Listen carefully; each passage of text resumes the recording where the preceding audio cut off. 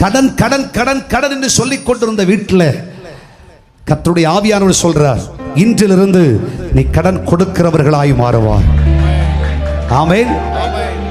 எல்லாருக்கும் பிரமிப்பாதான் இருக்கு.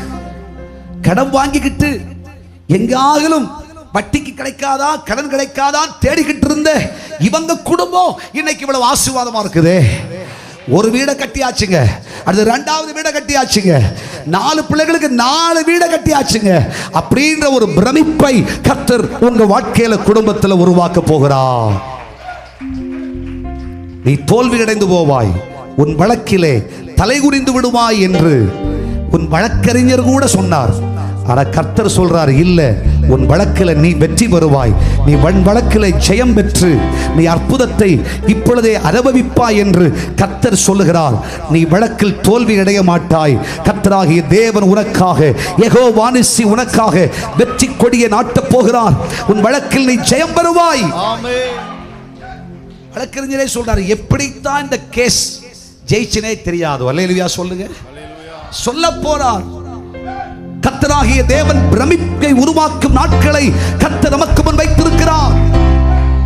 பார்த்தாலே சொல்றார், எப்படி இந்த கேஸ் அவங்களுக்கு ஜெயிச்சனே தெரியாது. ஒரு அல்லேலூயா சொல்லுங்க. அல்லேலூயா. எப்படி இந்த உயர்வு வந்ததென்றே தெரியாது, எப்படி இந்த மேன்மை வந்ததென்றே தெரியாது, எப்படி இந்த கனம் வந்ததென்றே தெரியாது என்று உலகமே பிரமிக்கத்தக்கவைகளை கர்த்தராகிய தேவன் உனக்கு செய்ய வல்லவராயிருக்கிறார். இப்படி பல இடங்களிலும் ஆண்டவராகிய இயேசு தன் ஊழியத்தின் நாட்களில் கூட பிரமிப்பை உருவாக்கினார்.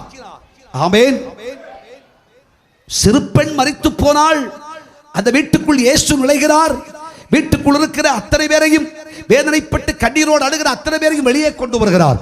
வெளியே போங்கள் என்கிறார். அந்த பெண்ணினுடைய கரங்களை பிடிக்கிறார். தலித்தாகுமே என்று சொல்லுகிறார். சிறு பெண்ணே எழுந்து என்கிறார்.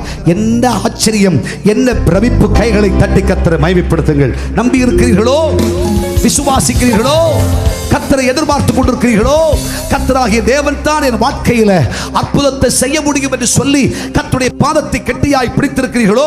கர்த்தராகிய தேவன் சொல்லுகிறார், தேசத்தின் நடுவிலே ஒரு பெரிய பிரமிப்பை உருவாக்கத்தக்க செயலை உங்கள் குடும்பத்திலே, உங்கள் வாழ்க்கையில் செய்ய போகிறேன். நீங்கள் இந்த தேசத்திற்கு ஒரு பிரமிப்பாய்த்தான் இருப்பீர்கள். 5 வார்த்தை வாய் திறந்து பேச தெரியாதுங்க, ஆனா இப்ப பிரசங்கியார் ஆயிட்டார். கர்த்தருக்கு ஒரு கைதட்டு கொடு. ஒரு வார்த்தை உருப்படியா எழுத மாட்டாங்க, ஆனா இப்ப கோல்டு மெடலிஸ்டா மாறிட்டாங்க. கையை தட்டி கர்த்தரை மகிமைப்படுத்துங்க.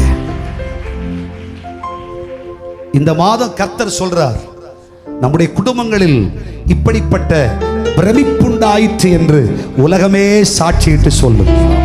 சத்துருக்களே சொல்வார்கள், எதிராளிகளே சொல்வார்கள், பொல்லாதவர்களே சொல்லுவார்கள். ஆமென். இவர்கள் குடும்பத்தில் என்ன மாற்றம், என்ன அற்புதம், என்ன அதிசயம். அவங்க வாழ்க்கை இதோட முடிஞ்சு போச்சு நினைச்ச, ஆனா கர்த்தர் அவங்க வாழ்க்கையை மாற்றி அமைத்து விட்டார். ஆஹா, என்ன அற்புதம் என்று பிரமிப்பார்கள். தேவ ஆவியானவர் சொல்லுகிறார், நீ ஒரு நாளும் உன் இருதயத்திலே அதைரியப்பட்டு வேதனைப்பட்டு முடங்கி கிடக்காதே. உனக்கா யாவையும் செய்து முடிக்கிற கர்த்தராகிய நான் என் கிரியை நடப்பிக்கும் சமயம் வந்திருக்கிறது. உன் குடும்பத்தாரே பிரமிப்பார்கள், தேசத்தாரே பிரமிப்பார்கள், சொந்த பந்தங்களே பிரமிப்பார்கள், உன் உடன் பிறந்தவர்களே பிரமிப்பார்கள்.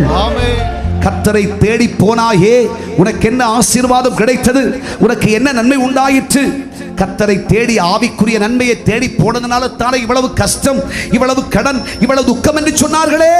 கர்த்தருடைய ஆவியானவர் சொல்கிறார், குடும்பமே பிரமிக்கும்,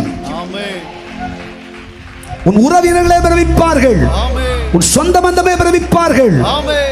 கர்த்தராகிய தேவன் அப்படிப்பட்ட பிரமிக்கத்தக்க காரியத்தை நம்முடைய வாழ்க்கையிலே செய்வேன் என்று வாக்கு பண்ணுகிறார்.